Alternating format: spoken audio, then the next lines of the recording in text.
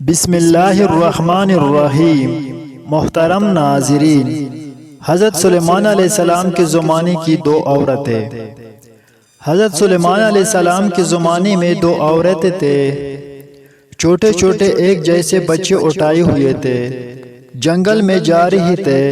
ایک بھیڑیا آیا اور اس نے اس میں سے ایک عورت کے بچے کو چھین لیا اور بھاگ گیا۔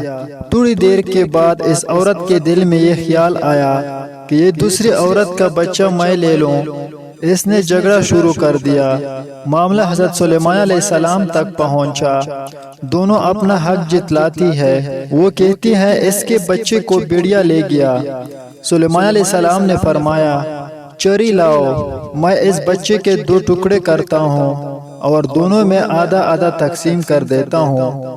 ان میں سے جب ایک نے فیصلہ سنا تو وہ کہنے لگی، ٹھیک ہے، لیکن جب دوسرے نے سنا تو رونا شروع کر دیا۔ کہنے لگی، میرے بچے کے ٹکڑے نہ کرو، اس دوسری عورت کو دے دو، یہیں پالے گی، کم از کم میرا بچہ زندہ تو رہے گا۔ آپ سمجھ گئے کہ یہ بچہ اس عورت کا ہے، آپ نے اس عطا فرما دیا۔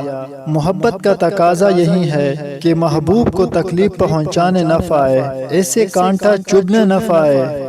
اگر ہم نے اپنی پیار اللہ سے محبت کا رشتہ مضبوط کر لیا، پھر وہ کیسے گوارا کرے گا کہ ہمیں کوئی تکلیف پہنچے، خواہ دنیا میں ہو یا قبر میں، محشر میں ہو یا فلسفرات پر۔